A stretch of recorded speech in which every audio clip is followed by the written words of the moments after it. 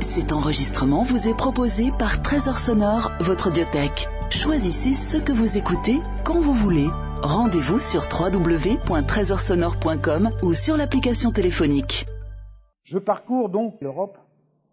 Je vois des cultures, des civilisations, des races. Je vois des philosophies, des interprétations de l'histoire, ça et là. Mais combien, quelle grande majorité se développent sans savoir qu'ils ont en eux une possibilité extraordinaire d'être un jour comme Dieu, et que ce n'est pas réservé pour l'après-mort. Ce n'est pas une vue, pour prendre un terme plus savant, eschatologique.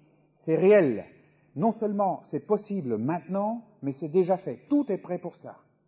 L'être humain, en d'autres termes, restera jusqu'au temps de sa mort, et vous resterez ainsi que moi, dans notre enveloppe. Mais le potentiel dont je parle, c'est une transformation interne qui, loin de ce que vous puissiez croire en disant c'est juste une morale supplémentaire, c'est juste un changement de rail, c'est juste revenir comme c'était avant la chute, ce n'est rien à voir avec cela. Cette possibilité extraordinaire, c'est tout en nous laissant dans notre enveloppe, nous faire progressivement rayonner la réalité de l'éternité, déjà maintenant. Ça demande à être étudié, c'est le thème de cette conférence, de cette retraite, qui se fera en 4 sessions sur le thème central, ressusciter avec Christ, est-ce pour aujourd'hui ou pour demain? Ça sent un peu gouailleur, un peu populo, ce titre, mais ne vous trompez pas dans les apparences, c'est une réalité bien plus grave que le ton du titre.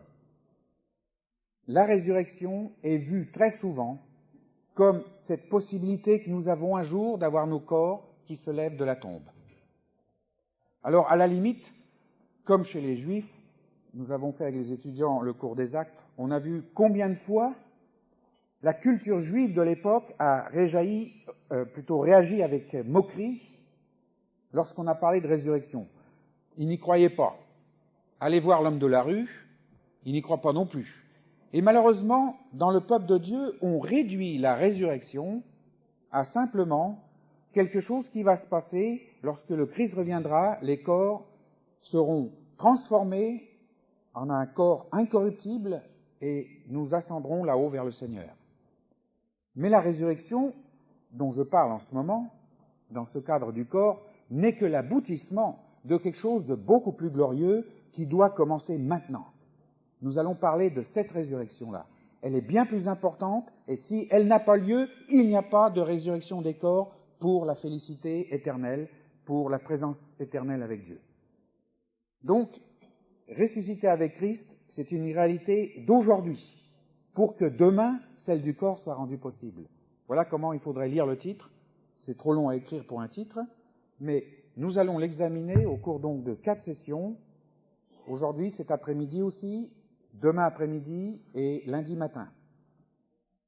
Et j'ai pris 2 textes que j'ai réécrits plus en détail en prenant quelques versions, mais en me penchant moi-même sur le grec de très près, pas seulement sur un plan académique, mais sur un plan spirituel. Il faut écouter l'écriture et pas seulement la lire.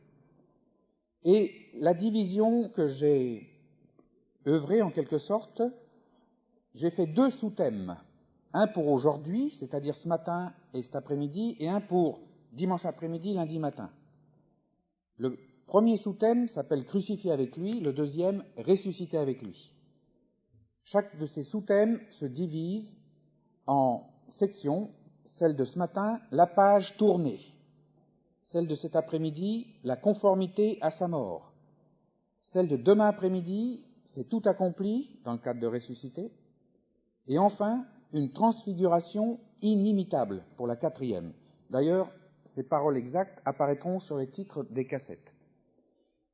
Mais je vais vous donner un résumé abstract, comme on dit en anglais, c'est une abstraction, une réduction en quelques phrases de ce que je vais dire. Ce que je vais montrer, c'est que il n'y a pas, c'est presque une lapalissade, il n'y a pas de résurrection sans mort. Et inversement, s'il n'y avait qu'une mort et pas de résurrection, ça n'aurait aucun sens, ce serait d'un cynisme absolument débile.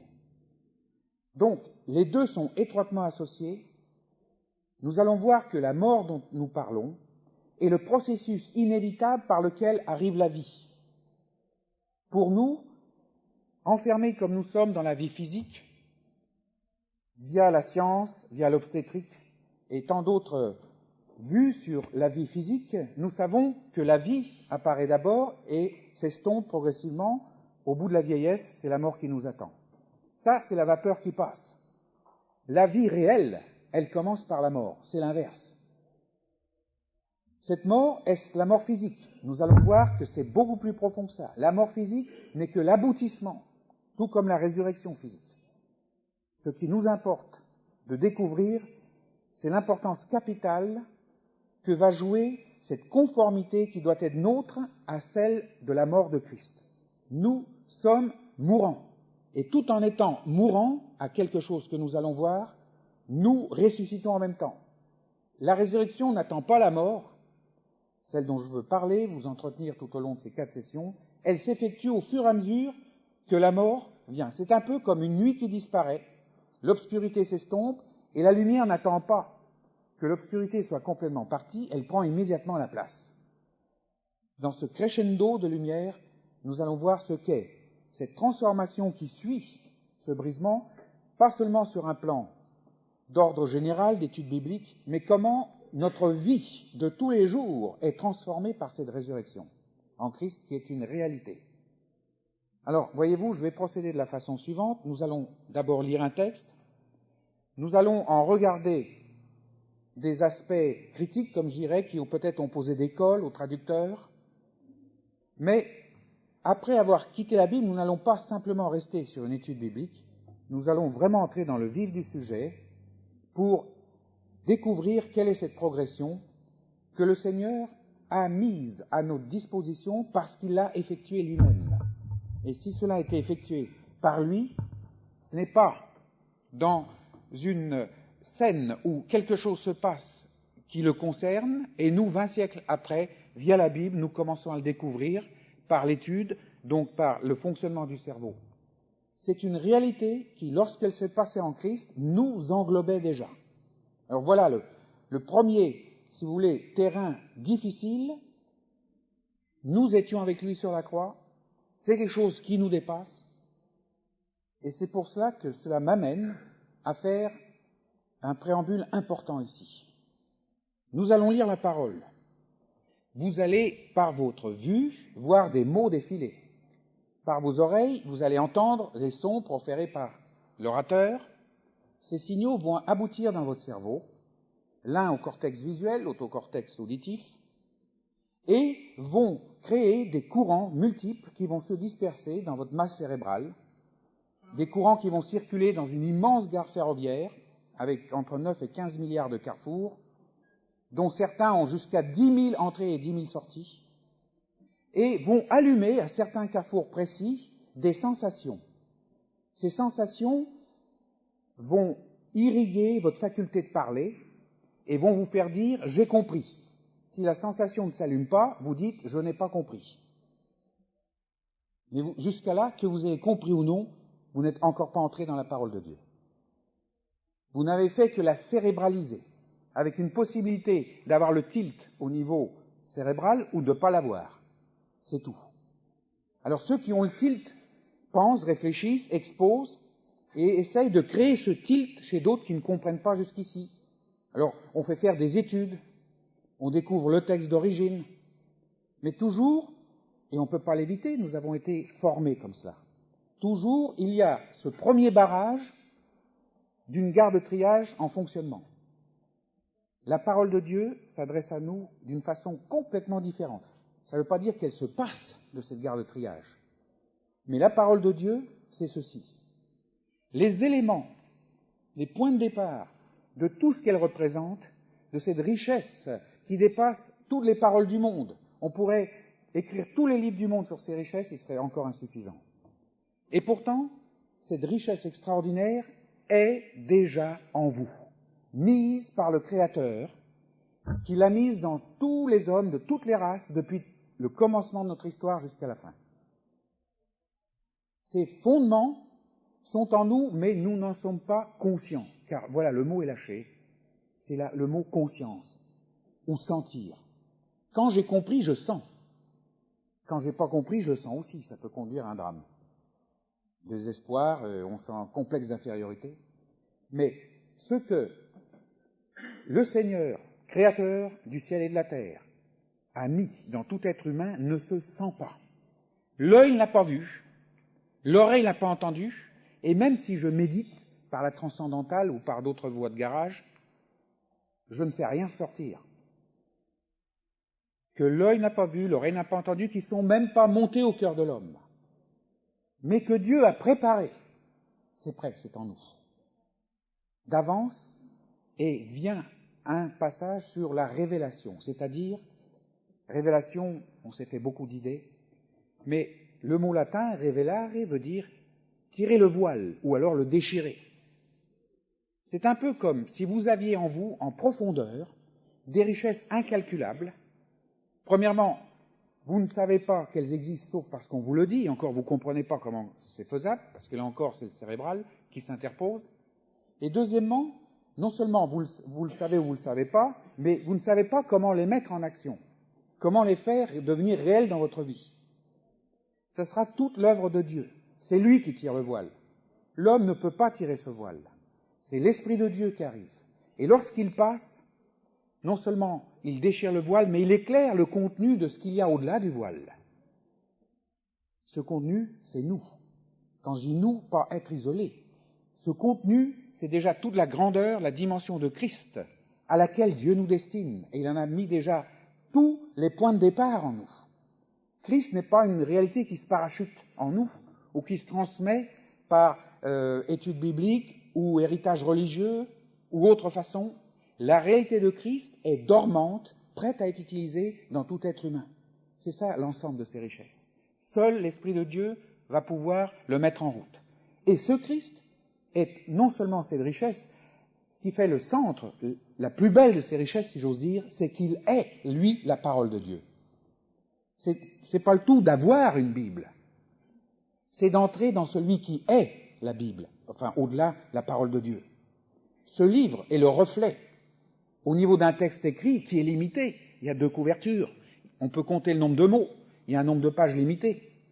Mais la parole de Dieu, Christ, qui se reflète dans ce livre, est beaucoup plus grande que tous nos livres réunis. Elle est déjà en nous. Il faut l'Esprit de Dieu pour tirer le voile, éclairer ses richesses, et à ce moment-là, nous entrons dans la parole. Quelle différence par rapport à la gare de triage. Alors, quand cette révélation s'effectue, quand tout est mis en jeu et en activité, bien sûr, nous ne sommes pas de bois. Cela émerge aussi dans notre gare de triage. Peut-être même dans un secteur qui n'est pas forcément la compréhension logique du texte. Ça peut émerger au niveau émotionnel. On peut se mettre en lisant un texte à pleurer. On ne sait pas pourquoi, on est ému, on se demande pourquoi, et on ne peut pas l'expliquer. On peut se mettre à chanter, on peut se mettre à danser comme Philippe, pourquoi pas, mais sans perdre le souffle en plus. Peu importe les réactions. Le point de départ, ça n'a pas été l'émotion, c'est l'Esprit de Dieu à l'œuvre, en profondeur de nous-mêmes, en train d'ouvrir le voile et de mettre en activité, en éclairant, ces choses profondes de Dieu. Elles remontent jusqu'à notre conscient, nous devenons conscients que Dieu nous parle. Voilà le préambule, je l'arrête là. J'aimerais simplement vous dire que le Seigneur nous donne, au long de cette retraite, de recevoir sa parole de cette façon. C'est-à-dire, par la foi nous dire, c'est déjà en nous. Beaucoup de textes pourront vous le montrer, c'est pas le but de ce que j'ai à dire, mais c'est déjà en nous. Au long de cette retraite, il veut activer ces richesses phénoménales. Et vous remarquerez, lorsque vous laisserez l'Esprit les activer en vous, que ce que vous recevrez sera bien supérieur à toutes les paroles de l'orateur, au contenu des 4 cassettes que vous aurez, ça sera bien supérieur. Et non seulement supérieur en quantité, mais en action à longue durée. Ça ne veut pas dire que vous allez avoir tout l'impact de la puissance de sa parole dès maintenant. Et si on l'avait, on ne tiendrait pas. On aurait peut-être une crise cardiaque, tellement c'est fort. Mais Dieu, dans sa sagesse, va permettre que cela s'échelonne dans l'avenir. Ça peut commencer cette nuit, demain, ça va durer des semaines, des mois, des années. Quelquefois précédé par un temps de silence. On aura oublié la retraite 90. On aura oublié même qui était l'orateur et de quoi elle a parlé. Et si quelqu'un nous demande qui a été, ah oui, c'était bien. En général, les gens disent, oh, c'était bien, mais on ne sait jamais plus que ça. C'était bien. Bon, ça va. Résumé en un seul mot, en 2 mots. Mais ça, c'est le cérébral. Lui, il s'éteint. Vous savez, l'électrochimie de la tête, elle aussi subit la loi de décroissance des choses. Dans 5 ans, 10 ans, vous aurez oublié. Mais le Seigneur a mis quelque chose en route qui ne s'arrêtera jamais. Et peut-être dans 3-4 ans, surgiront au niveau de votre conscient des pans entiers de ce que vous avez reçu du Seigneur, au-delà de l'orateur, au cours de cette retraite. Eh bien, que le Seigneur nous donne, au long de cette retraite, d'être prêts. Sommes-nous prêts à faire plus qu'écouter et essayer de comprendre? Parce que mon langage est quelquefois, je ne dirais pas le langage idéal pour des cerveaux, et surtout des cerveaux fatigués. C'est pas le langage idéal. Et j'entends Georges qui rit, il me connaît. Combien de fois Georges m'a dit, quand je commençais à la première session, « Mais tu les as tous noyés !» Mais ce que tu as dit, tu les as tous noyés. Ils sont complètement perdus, ils ne savent plus où ils en sont. Et je dis, gloire à Dieu. Parce qu'ils sont noyés au niveau du cérébral. Et peut-être une des formes, un des premiers aspects de cette mort à nous-mêmes, c'est de faire que le Seigneur nous noie au point de vue cérébral. Qu'on ne comprenne rien en sortant de la première session. Rien. J'ai rien compris à ce qu'il a dit. Gloire à Dieu. Parce qu'au moins le terrain est clair pour recevoir en profondeur. Alors que si on essaie de comprendre, on va faire interférer les richesses de Dieu avec notre compréhension de ce qu'on a reçu. Et quelquefois, ça ne collera pas. Et on dira, frère, je ne suis pas d'accord avec vous parce que ceci, cela. D'accord, c'est bien de s'exprimer, comment on perçoit la parole, etc. Mais ce qui compte, c'est que l'Esprit, au cours de cette retraite, mette chez les uns et les autres en œuvre ce qu'il a préparé d'avance. Avant même que vous soyez nés, c'était déjà en vous, entre guillemets. C'était avant même que la terre et le ciel n'existassent. C'était déjà en vous. Dieu avait tout préparé, extraordinaire. Nous allons vivre un temps extraordinaire où les choses vont monter au niveau de votre conscience, pour la gloire et la gloire seule de Dieu. Alors, commençons le texte après ce préambule. Nous allons lire Philippiens 3, 7 à 11. Et ce texte va constituer la base de notre journée, ce matin et cet après-midi à 15 heures. Philippiens chapitre 3, je vais lire d'abord dans la version seconde.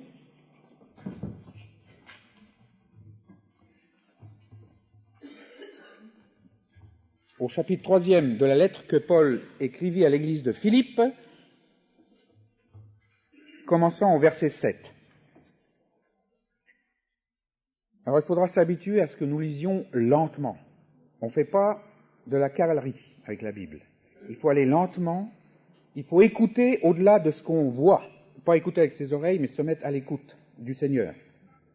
Alors voici Paul qui précède ce que nous allons lire par un pedigree, je dirais, de juif modèle, né d'une certaine tribu, etc., tout ce qu'il avait fait. Vous pourrez pour vous-même lire les 3 premiers versets qui précèdent, 4, 5, 6.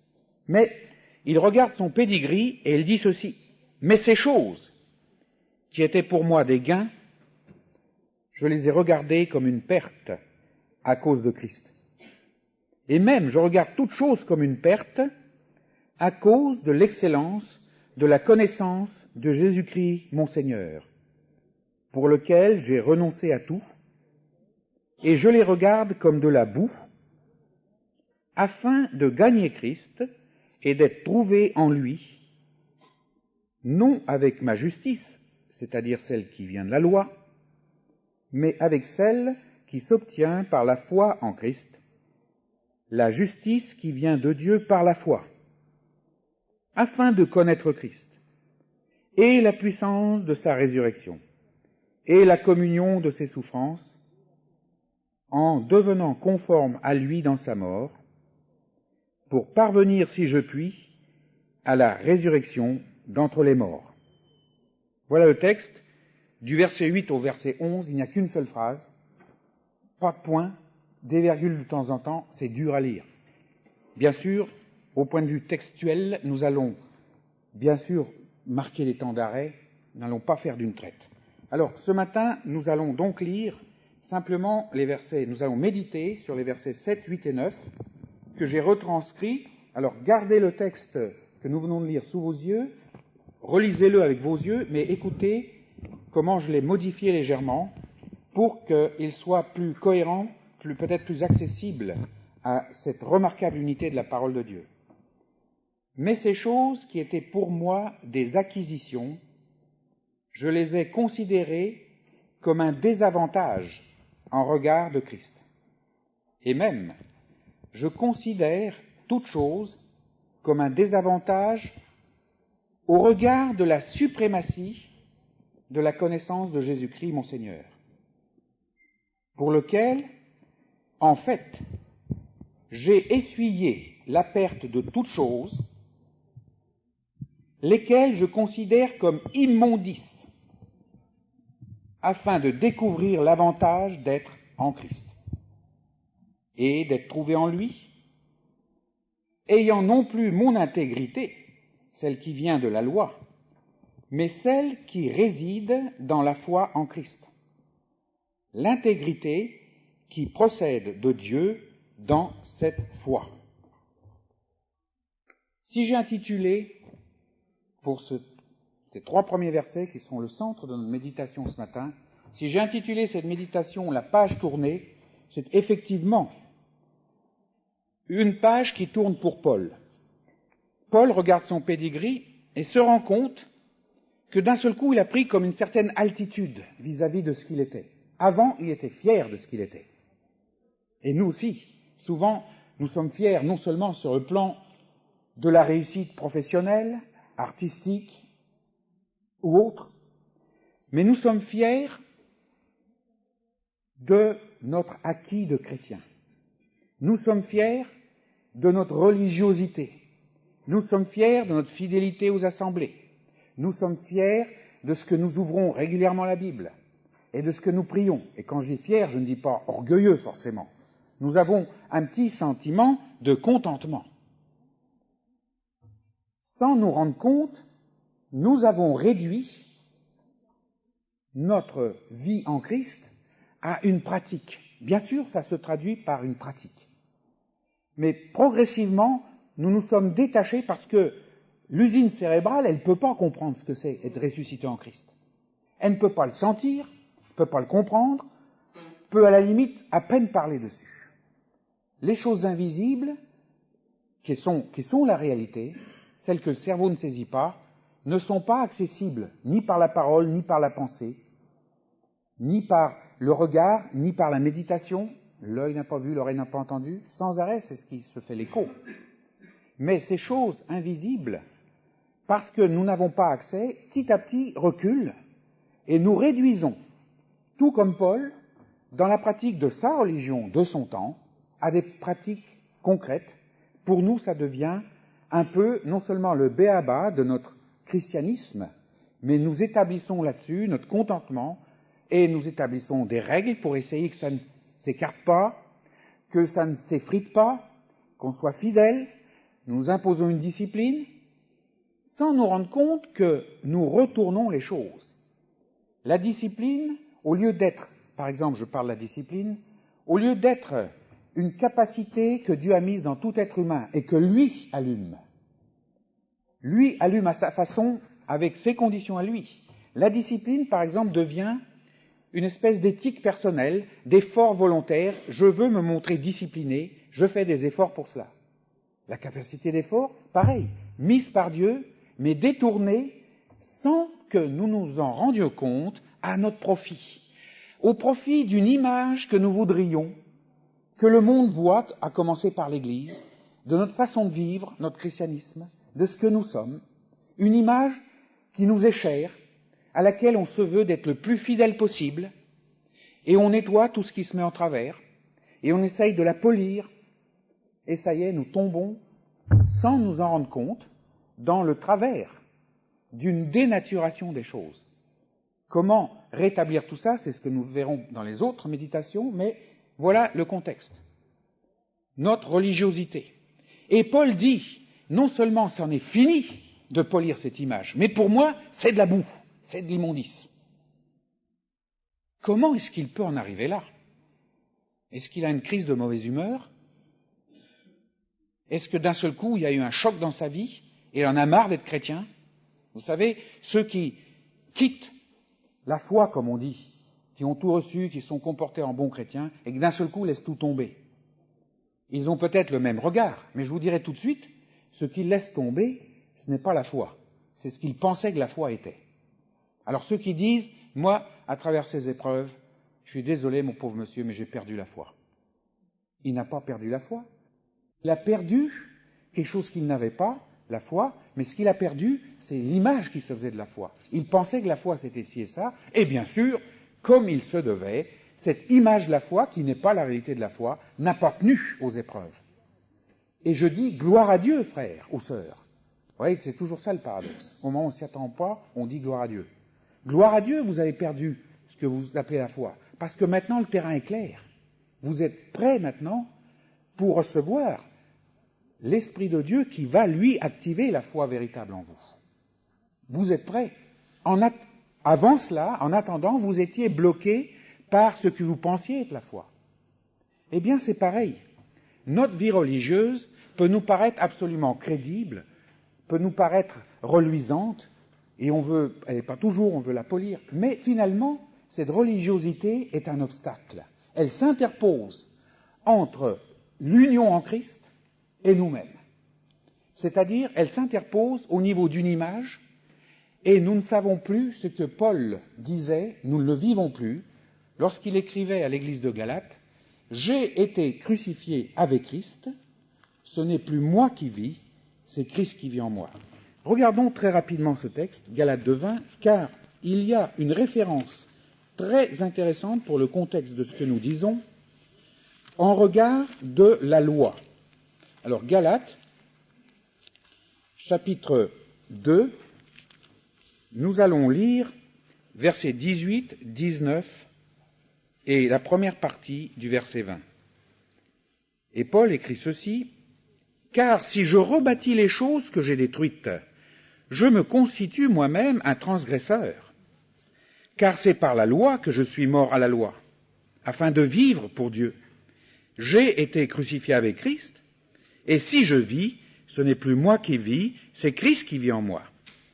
Si je vis maintenant dans la chair, je vis dans la foi au Fils de Dieu, qui m'a aimé et qui s'est livré lui-même pour moi. » Donc il parle de cette tentation absolument presque inévitable de nous construire une loi, nous rebâtir. Ah oui, quand nous nous tournons vers Christ, nous disons, ça y est, c'en est fini de tout ça, je ne suis plus dans le monde, je ne suis plus dans cette rigueur des choses, cette rigueur des habitudes, des coutumes, où fallait que je fasse ça pour plaire à tout le monde. C'est fini, je suis libre, je suis chrétien, et sans nous en rendre compte, nous sommes en train peut-être de rebâtir une loi. Tout ce dont j'ai parlé les 10 dernières minutes, c'est cela, rebâtir la loi. Et si Paul dit qu'il regarde tout cela comme un désavantage en regard de Christ, c'est parce que c'est un obstacle. Nous sommes piégés dans l'image que nous avons de nous-mêmes à travers la pratique de notre religion, de notre foi. Ça veut dire qu'il faut le remettre en cause. Il faut non pas remettre en cause la base sur laquelle s'est appuyée notre foi. Je ne remets pas en cause le Christ, je remets en cause la façon dont j'exprime ma foi. Je remets en cause la façon dont j'utilise ma capacité de faire des efforts. Je remets en cause la façon dont j'utilise la discipline, et non le sens de discipline. Et cette façon de faire, qui pervertit l'original, si j'ose dire, eh bien, c'est mon désir de plaire au Seigneur, mon désir de faire comme il veut que je fasse. Et pourquoi c'est une perversion? Parce que nous sommes encore deux. Il y a le Seigneur, et il y a moi qui veux lui plaire. Ça n'a jamais été le plan divin. Ça, c'est l'Ancien Testament. L'homme essayant de plaire à Dieu et n'y arrivant jamais. C'est le but de la loi, de montrer qu'elle ne conduit qu'au désastre. Non pas la loi elle-même, car elle va se trouver en quelque sorte accomplie dans la grâce, mais la façon dont nous avons pratiqué la loi, dont le peuple juif a pratiqué la loi. Parce que le Seigneur a prévu non pas une relation, mais une union. Et je touche là quelque chose de très important. Combien de fois nous entendons dans notre langage, dans ce que Paul nous demande de regarder comme des immondices à la limite, nous parlons d'une relation. Quelle est ta relation avec Dieu? Avec Jésus-Christ. Mais ça n'a jamais été cherché au lait d'une concordance ou autrement. Si la Bible, au Nouveau Testament, parle de relation, elle n'en parle pas. Parce que le Nouveau Testament, c'est le passage d'une relation à une union. Si je donne un exemple simple, il vaut ce qu'il vaut. Lorsque vous étiez fiancés, une force fantastique vous attirait vers l'autre, l'amour. Mais n'étant pas mariés, vous viviez soit proche, soit lointain, et vous aviez établi une relation par la lettre, par des rencontres, de temps en temps, le téléphone, et ainsi de suite. Il y avait une relation. Mais si c'était appelé à rester tout le temps comme ça se serait desséché. Il manque quelque chose de central, il manque l'union à l'autre. Bien sûr, nous ne la vivons qu'imparfaitement, au niveau du corps, de l'âme. Mais la parole de Dieu montre que le mariage est l'image d'un vécu sur terre, de ce à quoi elle destine toute la création, à une union totale avec Christ, et que nous pouvons déjà vivre cette union. C'est ce qui fera dire à Paul, ce n'est plus moi qui vis, c'est Christ qui vit en moi. Ça veut dire le moi qui ne vit plus, c'est précisément ce qu'il regarde comme immondice. C'est ma sensation de moi-même. Ça ne vit plus, pas dans le sens que je suis mort, j'ai plus de sensation de moi-même, j'ai plus de mémoire, j'ai plus de discipline, j'ai plus de foi, j'ai plus rien, c'est pas ça. C'est le danger, l'interposition, c'est que ce moi, ce dont je suis conscient, finalement, devient ma réalité ultime. Quand Christ vient en moi dans une union totale, quand Paul dit ce n'est plus moi qui vis, c'est Christ qui vit en moi, il dit ceci, je suis toujours conscient de ce que je suis, de ma propre image, je suis toujours conscient que je peux sentir la présence de Dieu comme ne pas la sentir, etc. Je suis toujours conscient que je peux réfléchir sur la parole de Dieu, je suis toujours conscient que je peux en parler, mais finalement, cette conscience n'est plus la réalité ultime. Elle est toujours là, mais je la regarde indifférent. En d'autres termes, si elle m'est ôtée, si je perds la parole, si je perds la vue, si je deviens handicapé mental même, ça n'a aucune importance. Parce que maintenant, la vie de Christ est en moi. Je vis avec un V majuscule d'une vie qui est la vie éternelle. Chers amis, ce que nous regardons au cours de cette retraite, c'est la transition de cette prison de nos images à l'extérieur. Nous ne quittons pas la prison dans le sens qu'elle est détruite. Elle reste avec nous jusqu'à la fin, à notre dernier souffle. Mais enfin, nous sommes capables de sortir, d'entrer, de sortir, et de trouver de verts pâturages, qui ne sont pas dans la prison, mais à l'extérieur. Et cela nous permet, en revenant dans ces verts pâturages vers la prison, de la regarder comme une prison qui n'en est plus. La porte, non seulement reste tout le temps ouverte, mais elle en est arrachée. Et si un jour elle se ferme encore, c'est nous qui l'avons remise. Parce que c'est sécurisant, nos images. C'est sécurisant de savoir où on se tient, sur le plan de conviction intellectuelle, sur le plan de ce que je me vois faire, etc. C'est sécurisant, mais c'est une fausse sécurité. Elle nous fait morts. Nous sommes morts. Nous ne vivons pas au niveau d'une union en Christ. Alors que lorsque Christ entre en nous et vit à travers nous, lorsque ma volonté devient sa volonté, elle n'est pas détruite, elle est simplement démontée et réassemblée en Christ. Lorsque ma discipline, mon effort, deviennent sa discipline, son effort, bien sûr, il y a la conscience qui reste. Je peux même être conscient que je ne suis plus conscient de rien, je suis dans le brouillard. Je ne sais plus où j'en suis, frère. Et pourtant, par le témoignage d'esprit, quand ce frère m'avait parlé ainsi, j'ai pu voir qu'il entrait dans cette union en Christ. Il n'en était pas conscient, il s'accrochait comme à une bouée, à ce qui le sécurisait jusqu'ici, de sentir Christ en lui. Mais le Seigneur, quelquefois, nous permet de le plus sentir pour précisément qu'on lâche nos derniers liens sécurisants avec nos images, pour que nous entrions entièrement en lui. Alors, nous verrons comment nous émergeons, et c'est ça la résurrection, l'union qui commence. Nous regarderons surtout demain en quoi ça se traduit au niveau de nos images, comment est-ce que notre vie extérieure change? Car nous nous sentons toujours. Nous sentons toujours des émotions quand le Seigneur nous remplit de joie. Nous verrons comment se produit ce transfert et comment celui-là seul est à la gloire de Dieu. Mais en attendant, voici Paul qui regarde toutes ces acquisitions comme un désavantage. Nous comprenons maintenant pourquoi dans un sens. Et en fait, il considère tout à cause de la suprématie de la connaissance. Là encore, s'il regarde sa connaissance purement, je dis bien, limitée à l'intellect de Christ, comme un désavantage, lorsqu'il dit, il regarde ça comme un désavantage à cause de la suprématie de la connaissance, c'est tout à fait une autre connaissance qu'il acquiert. Une connaissance dont, au départ, il n'est pas conscient. Quand Christ entre en nous, il se fait connaître. Avant même que nous ayons même réalisé cérébralement ou ayons senti quelque chose, il se fait connaître au plus profond de notre être, cette partie de l'être où notre conscient n'a pas accès. C'est là que ça commence.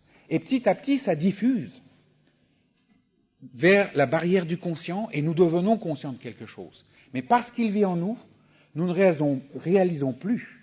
C'est fini. Nous savons par la foi, parce que dire « je sais que c'est quand même Christ qui vit en moi », je ne peux pas le dire au niveau du conscient. Comment est-ce que je peux prouver, comme disait quelqu'un, peux-tu prouver que tu es sauvé, mon frère? Qui peut me prouver ce soir qu'il est sauvé? Cet après-midi ou ce matin, peu importe. Qui peut prouver? Personne. Parce qu'immédiatement, s'il me dit oui, je lui demande sur quelle base. Et alors là, on passe à l'épluchage sérieux, critères logiques et absolument rigoureux. Et il n'en restera rien. Personne ne peut prouver intellectuellement qu'il est sauvé. Par contre, vous le savez par la foi.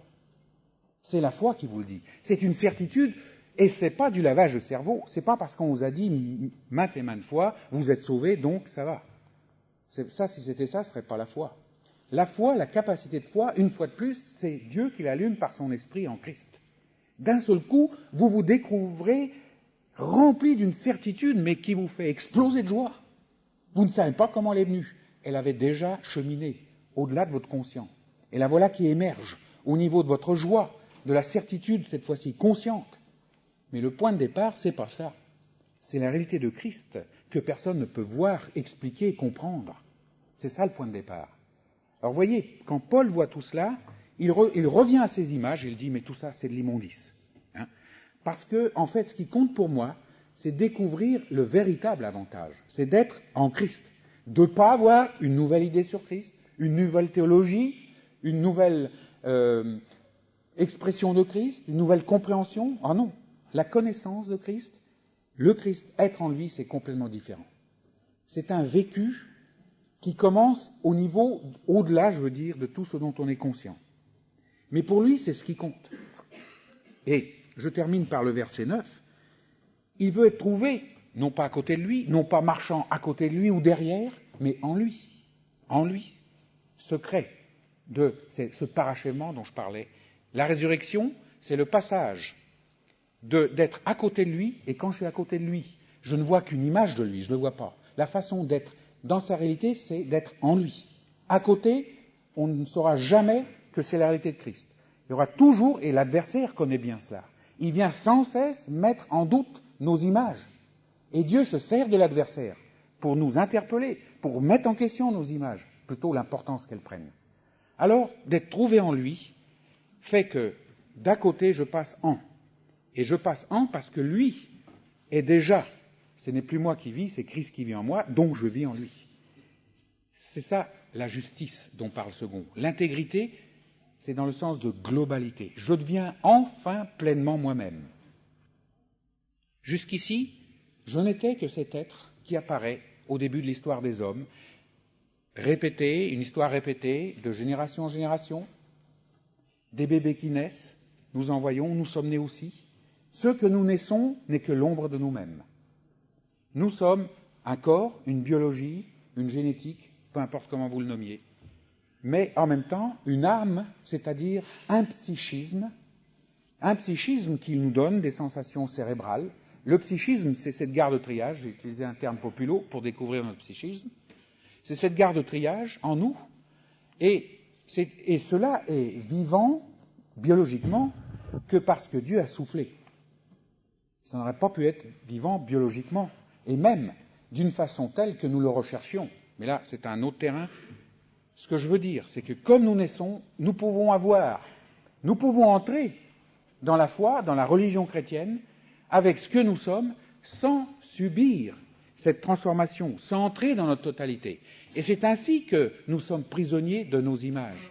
Nous restons bloqués. Nous ne sommes qu'une âme, un psychisme vivant.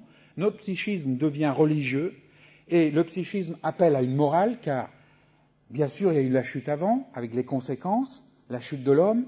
L'homme, âme et corps, était totalement incapable de résister au moindre souffle de la tentation. Il est tombé tout de suite par une désobéissance. Et nous aussi, nous découvrons que nous sommes nés dans cette dimension de chute. Nous sommes des êtres déchus. Nous sommes incapables de faire le bien que l'on voudrait faire, et on ne peut pas s'empêcher de faire le mal qu'on ne voudrait pas faire. Voilà notre drame dans le christianisme. Alors vite, on se dit, eh bien, il y a la parole de Dieu, il y a suffisamment de choses claires, on va s'établir une règle morale, on ne fera plus ci, on s'empêchera de faire ça, on s'efforcera de faire plutôt cela. Et nous voilà repartis, comme Paul le dit dans Galates 2:20, nous nous reconstruisons une loi, une morale. Et souvent, et je dirais dans la majorité des cas, ce n'est pas de notre faute tellement. Est-ce que ce n'est pas ça que quelquefois on nous a enseigné? Que la croix ne fait que nous réparer et nous remettre comme nous étions avant la chute. Mais moi, je ne voudrais pas revenir dans ce que j'étais avant la chute. Parce que ce n'est pas viable, ça. C'est le niveau d'un enfant naïf et qui ne sait même pas la différence entre le bien et le mal. Je préfère vivre, comme Paul le dit, dans cette nature nouvelle, qui n'est pas une nature ancienne réparée, mais qui n'a rien à voir avec la nature ancienne. En d'autres termes, ce psychisme vivant, ce corps, tels qu'ils sont maintenant, n'ont aucune place dans le royaume de Dieu, n'ont aucune place dans cette éternité, n'ont aucune place, 1 Corinthiens 15:50, ils ne participeront jamais au royaume de Dieu. Et pourtant, Dieu nous destine à ce royaume. Donc, il faut qu'il y ait une transition absolument fondamentale, c'est la mort. Nous allons beaucoup parler de cela cet après-midi, mais cette mort, c'est précisément ce brisement, cette décomposition. C'est quelque chose qui tenait les choses ensemble, qui s'en va. Nous reviendrons là-dessus cet après-midi. Mais voyez, on ne peut pas passer. Parce qu'on est plus religieux, on fait plus d'efforts, on a une morale à enfin changer. Nous ne passons jamais dans cette nouvelle nature. Il faut une transformation beaucoup plus radicale. Paul le vit parce qu'il sait que cela a déjà été fait pour lui. Mais il n'entre dans cette globalité, ce complet de lui-même, que par la foi. Parce qu'on ne peut pas comprendre ce que c'est. Et voyez comment nous sommes conditionnés par notre culture.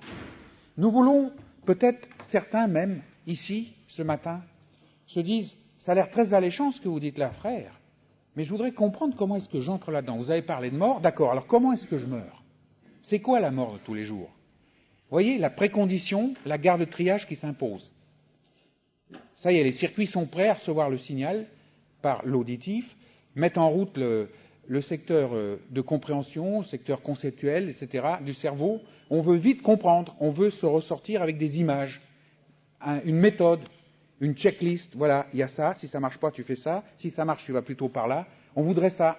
Mais si Dieu nous dirigeait comme ça, on serait des pantins. Mais notre dignité aurait disparu dans l'affaire.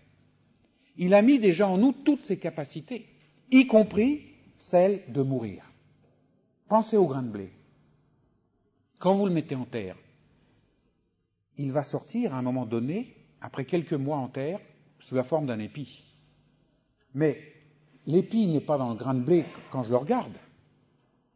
Et si je pouvais suivre avec un microscope, plonger dans la terre ce qui se passe au niveau du grain de blé, je le verrais se démanteler, se décomposer, non pas être détruit et disparaître, mais au fur et à mesure qu'il se décompose, il se réassemble dans tout à fait un autre contexte, celui de l'épi, qui va porter lui à son tour des grains de blé. C'est ça, la grande tragédie de la mort. Il y a une décomposition, et ainsi, c'est possible. Mais ce grain de blé, qui lui implique la mort? Vous allez me dire, c'est le sol. Il est coupé de la lumière, il est coupé de l'air. Ça, c'est les conditions. Ce grain de blé ne peut mourir que parce qu'il porte le code génétique de sa propre mort, si j'ose dire. Tous les éléments qui vont l'amener à se décomposer quand il sera privé de lumière et d'air, etc., tous ces éléments sont déjà en lui. Ce sont des petits facteurs qui vont commencer sa décomposition. Il en va de même pour le corps humain. Il ne se décompose pas parce qu'on injecte quelque chose dedans. Tous les éléments de notre mort physique, tout ce qui va déclencher la décomposition du corps est déjà en nous. Eh bien, c'est ce que nous allons voir cet après-midi dans cette conformité à sa mort. Quelle est cette mort à nous-mêmes, à nos images, à notre religiosité, à notre façon de vivre notre christianisme, qui, je le répète, est basée correctement, mais qui s'exprime d'une façon telle que ça favorise plutôt notre image. Et même quand nous disons non, je le fais pour Dieu, je ne peux parler dans cette relation entre moi et Dieu que d'une image de Dieu. Si je le fais pour Dieu, je le fais que pour une image de Dieu et non pas pour Dieu lui-même. Ça ne peut se faire que lorsqu'il est vivant en moi et moi en lui. Nous sommes noyés l'un dans l'autre. Sa volonté et la mienne, je ne peux pas les différencier. Cet enregistrement vous a été proposé par Trésor Sonore, votre audiothèque. Écoutez et téléchargez gratuitement des milliers d'enregistrements. www.trésorsonore.com www.trésorsonore.com